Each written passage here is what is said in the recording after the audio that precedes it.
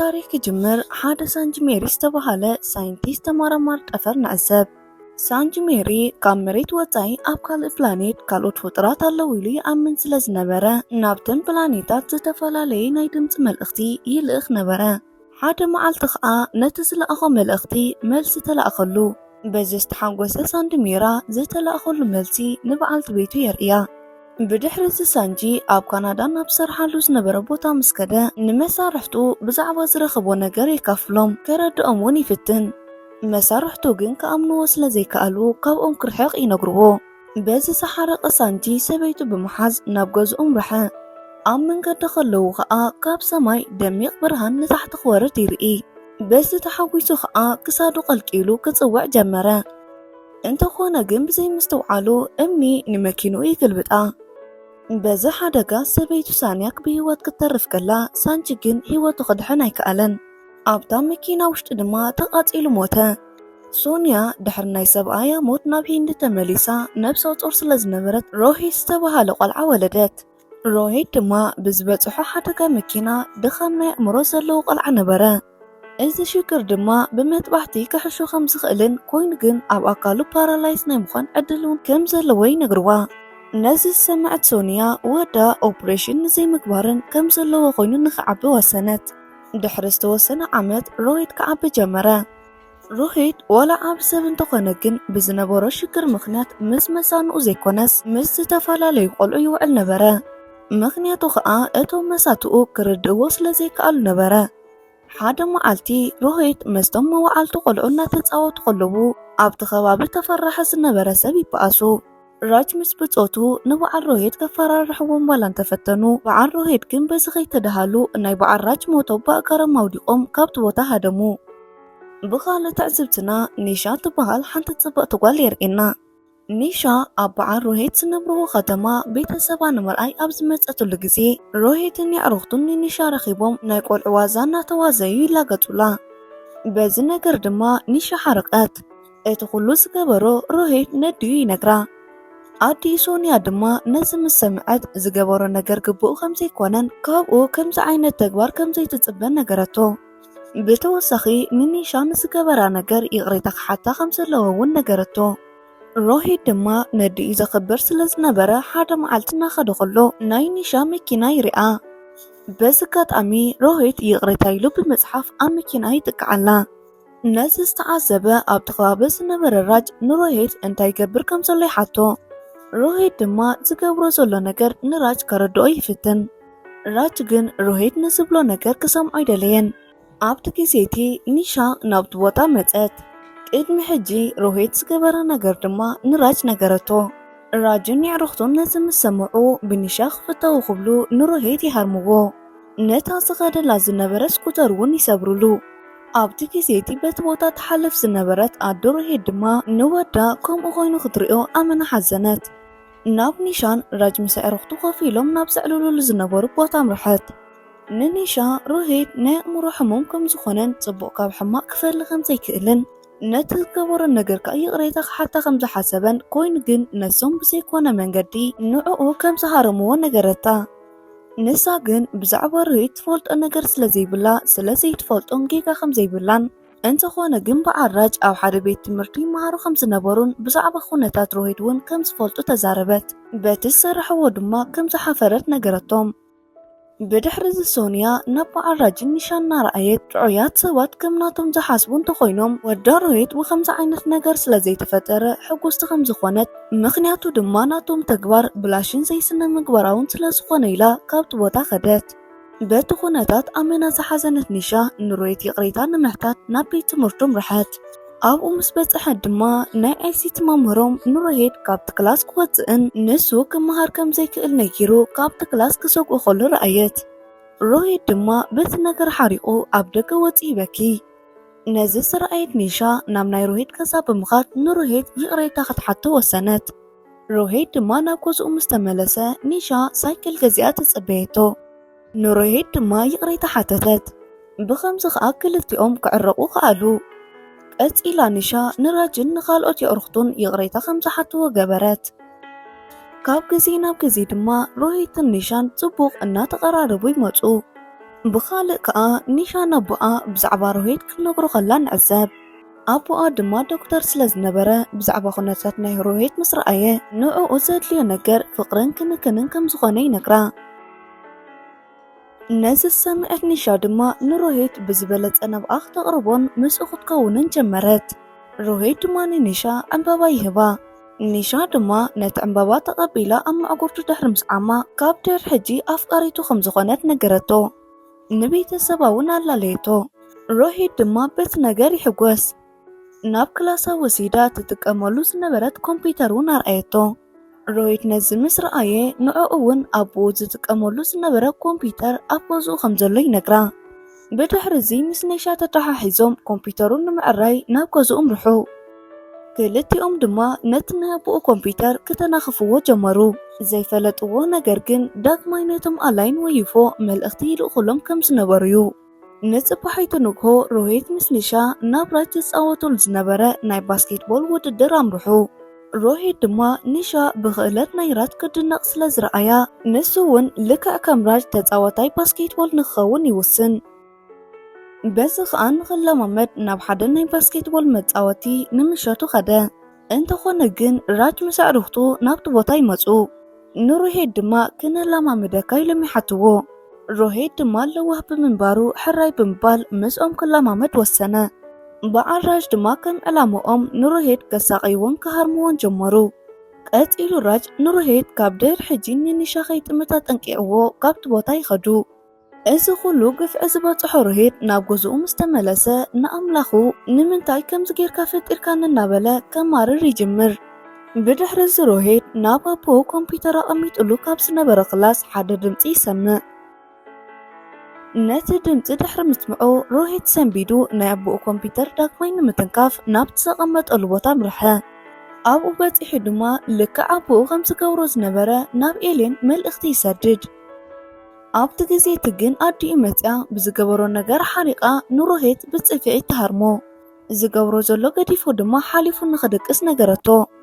ከይተሓሰበ ግን ኣብቲ ሰዓት ሙሉእ ናይቲ ከተማ መብራህቲ ይቋረፅ።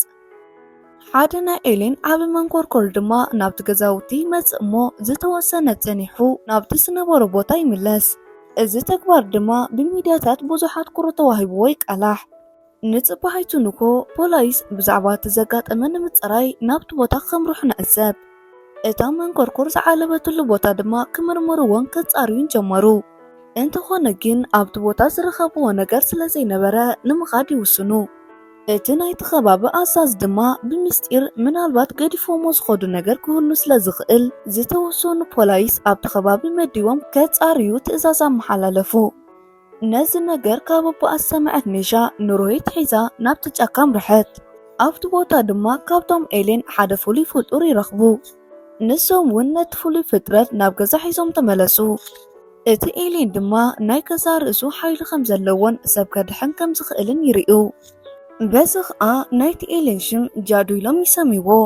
እቲ ኤሌን ሓይሊ ክረክብ ዝኽእል ካብ ፀሓይ ብርሃን ምዃኑ እውን ብተወሳኺ ክርድኡ ክኣሉ። ብድሕሪ እዚ ኒሻን ሮሂትን ነዚ ነገር ንወልሓደ ከይዛረቡ ብምስጢር ክሕዝዎ ብምውሳን ንጃዱ ይሓብእዎ። እንተኾነ ግን እቶም ይዕርኽቲ ሮሂት ንኣሽቱ ቆልዑ ናይ ጃዱ ምስጢር ክፈልጡ ክኣሉ። ሮሂትን ኒሻን ዝገብርዎ ኣማራፂ ስለ ዘይነበሮም ንጃዱ ምስቶም ቆልዑት የላልይዎ። ብኻልእ ትዕዝብቲ ራጅ ሮሂትን ኒሻን ብምቅርራቦም ጽቡቕ ስለ ዘይተሰምዖ ሕማቕ ሓሳባት ክሓስብ ጀመረ። በዚ ከዓ ንኒሻ ይፈትዋ ስለ ዝነበረ ምስ ሮሂት ብምዃና ነገራት ስለ ዝተባላሸውዎ ነቶም ናይቲ ከባቢ ሰባት ኩሎም ንሱን ኒሻን ክምርኣው ከም ዝኾኑ ብምንጋር ናይ ሓሶት ዜና ከሰራጩ ጀመሩ። ነዚ ዜና ዝሰምዐ ሮሂት ድማ በቲ ነገር ኣመና ይሓዝን። በዚ ከዓ ነዲኡ ንምንታይ ንሱ ልክዕ ከም ኩሉ ሰብ ጥዑይ ኮይኑ ክፍጠር ከም ዘይከኣለ ይሓታ። ኣዲኡ ድማ እዚ ናቱ ጌጋ ከም ዘይኮነን ኣቦኡ ስምዒታዊ ብምዃኑ በቲ ዝበፅሖ ሓደጋ ኣብ ልዕሊኡ ድማ ሽግር ከም ዝበፅሖ ነገረቶ። ከምዚ ብምዃኑ ድማ ንነብሱ ክወቅስ ከም ዘይብሉ ወሲኻ ነገረቶ። ነዚ ዝሰምዕ ዝነበረ ጃዱ ድማ ንሮሂት ካብ ዝበፅሖ ሽግር ንምንጋፍን ሙሉእ ጥዕና ንኽህልዎ ክገብር ይፍትን። ናብ መደቀሲኡ ብሕቡእ ብምእታው ድማ ብዘለዎ ሓይሊ ተጠቂሙ ንሮሂት ክሕሾን ክድሕንን ከም ዝኽእል ይገብር። ነጽባሒቱ ንኮ ሮሂት ካብ ድቃሱ ምስ ተስአ ቅድሚ ሕጂ ዝገብሮ ዝነበረ ኣይ ክላስ ምስ ገበረ ርእዮት ይጋርዶ ነቲ ኢኳሌይ ምዘውፅኦ ድማ ልክዕ ከም ጥዑይ ሰብ ክርኢ ጀመረ ናብቲ ቤት ትምህርቲ ምስ ከደ ድማ ናይ 10ይ ክፍሊ ሕቶ ብዘይ ፀገም ክምልስ ከኣለ በዚ ነገር ከዓ እቶም መምሃራን ይድነቕሉ ኣብ ክላሱ ምስ በጽሐ ከምቲ ዝተለመደ ናይ ኤሲቲ መምህሩ ክሰጎ ክብል ንዝሓተቶ ኩሉ ሕቶ መለሰ ቀፂሉ ነቲ መምህር ብከምዚ ዓይነት ኣገባብ ንተምሃራይ ክሕዞ ከም ዘይግባእን መምህር ንተምሃራይ ክሕግዝ ኢሉ ዝተቆፀረ ከም ዝኾነ ይነግሮ ከም ዝተለመደ የእረኽቲ ራጅ ንሮሂት ንምንግልታዕ ይመፁ እንተኾነ ግን ዘይሓሰብዎን ዘይገመትዎን ነገር ይፍጠር ብተጻራሪ ሮሂት ንዕኦም ብምቕጥቃጥ ሃለዋቶም ከም ዘጥፍኡ ይገብሮም በዚ ድማ ሮሂት ሕጉስ ይኸውን ቀፂሉ ሮሂት በቲ ዝገበሮ ነገር ሕጉስ ኮይኑ ናብ ገዛ ምስ ተመለሰ ንጃዱ ኩሉ ዝተፈጠረ ነገር ይነግሮ ንዝገበረሉ ኩሉ ነገር ኣመስኪኑ ድማ ይሓቅፎ ኣብቲ ግዜቲ ግን ኣዲኡ ናብቲ ገዛ ኣተወት ነቲ ኤሌን ምስ ረኣየት ድማ ኣመና ሰንበደት ናብ ቀረብኣ ዘሎ እንዳ ፖሊስ ክድውል ክትብል ድማ ናይቲ ቤት ትምህርቲ ዳይሬክተር ደው ኢሉ ሮሂት ጽቡቕ ውፅኢት ከም ዘምፅአን ብምልዋጡ ድማ ከም ዘገርሞምን ኣብ ቤት ትምህርቶም ንኽቕፅል ከም ዝደልዩ ይነግርዋ ሮሂት ድማ ነዚ ኩሉ ነገር ክኸውን ዝገበረ ጃዱ ከም ዝኾነን ንዕኡ ከመስክኑ ከም ዘለዎም ይነግራ ኣዲኡ ድማ ብዘይ ሓሰቦቶ ነገር ወዳ ስለዝተቐየረን ስለዝተለወጠን ልክዕ ከም ወዳ ንሳውን ንጃዱ መስኪና ሓቆፈቶ ብኻልእ ትዕዝብትና ካህን ዝበሃል ሓደ ብምስጢር ዝሰርሕ ፖሊስ ኣብቲ ከባቢ ንዝነበረ ናይ ኤሌን ምንቅስቃስ ክከታተል ንዕዘብ ዝተፈላለዩ ሳይንቲስት ብምምጻእ ድማ ነቲ ነገር ኣጸቢቖም ክጻርዩ ይርአ ንምሸቱ ሮሂት ናብ ሓደ ቦታ ብምኻድ ናይ ሳዕስዒት ውድድር ንምግባር ይውስን ነቲ ጃዱ ዝሃቦ ሓይሊ ንምፍታንን እንታይ ክገብር ከም ዝኽእል ክፍትን ወሰነ በቲ ናይ ሳዕስዒት ውድድር ድማ ሮሂት ካብ ትጽቢት ወጻኢ ጽቡቕና ገራምን ሳዕስዒት ሳዕሲዑ ነቲ ውድድር ክዕወተሉ ክኣለ በዚ ድማ ኒሻ ኣመና ተደነቐትሉ ነዚ ዝተዓዘበ ራጅ ድማ ብሕርቃን ክዛረቦ ናብኡ ገጹ ይመጽእ ሮሂት ድማ ዘረባ ራጅ ጠጠው ኣቢሉ ንሱን የእረኽቱን ብባስኬትቦል ክጋጠምዎም ይነግሮ ራጅ ድማ በቲ ነገር ብነቀስ ተሓውሶ እናሰሓቐ ንሮሂት ንምግጣም ወሰነ መዓልቲ መጋጠሚኦም በፂሑ ሮሂት ምስ ኣዕርኽቱ ምስ በዓል ራጅ ክጋጠሙ ጀመሩ ኮይኑ እውን ብናይ ጃዱ ሓገዝ በዓል ሮሂት ንበዓል ራጅ ክስዕርዎም ከኣሉ ድሕሪዚ ሮሂት ናብ ቤተሰብ ኒሻ ብምኻድ ንሱ ንኒሻ ከም ዘፍቅራን ክምርዓዋ ከም ዝደልን ሕጂ ሙሉእ ጥዕና ከም ዝወነነን ከም ዝኾነ ሰብ ቤተሰብ ክመርሕ ከም ዝኽእልን ይነግሮም ነዚ ሰምዐት ኒሻ ድማ በቲ ነገር ኣመና ሰንበደት ንበይኑ ክትዛረቦ ድማ ወሰደቶ ንኒሻ ከዓ ንቤተሰባ ዝበሎም ነገር ይደግመላ ንሳ ከዓ ልክዕ ከምኡ ከም ትፈትዎ ትነግሮ ብኻልእ ትዕዝብትና ንጃዱ ካብ ገዛ ሒዞሞ ወፂኦም ዝነበሩ የዕርኽቲ ሮሂት ብበዓል ራጅ ክጉየዩ ንዕዘብ ኣብ መንገዲ ድማ ከይሓሰብዎ የዕርኽቲ ሮሂት ንጃዱ ይድርብይዎ ጃዱ ብዝወደቐሉ ቦታ ዝነበረ ፖሊስ ድማ ንጃዱ ይሪኦ ብቕጽበት ከዓ ነቶም ላዕለዎት ሓለፍቲ የመልክት በዚ ከዓ ካህንን እቶም ተመራመርቲ ኣባላትን ነቲ ወዲቑ ዝነበረ ኤሌን ኣኽቢቦም ኣብ ተሸፊንዎ ዝነበረ ክሳብ ዝወፅእ ይጽበይዎ ሃንደበት ግን ሮሂት ኣብቲ ቦታ ብምምጻእ ንጃዱ ዝነበረሉ ቦርሳ ብምሓዝ ካብቲ ቦታ ይሃድም ኣብ መንገዱ ድማ ከይተሓሰበ በዓል ራጅ ይመጽዎ እንተኾነ ግን ሮሂት ሕጂ ሓያልን ብርቱዕን ስለዝተለወጠ ንራጅ ቀጥቂጡ ንጃዱ ሒዙ ካብቲ ቦታ ሃደመ ኣብ ገዛ ምስ በጽሐ ኣዲኡ ሶንያን ኒሻን ጃዱ ሕጂ ናብ ቦትኡ ክኸይድ ከም ዘለዎን እቲ ቅድሚ ሕጂ ዝተለኣኸ መልእኽቲ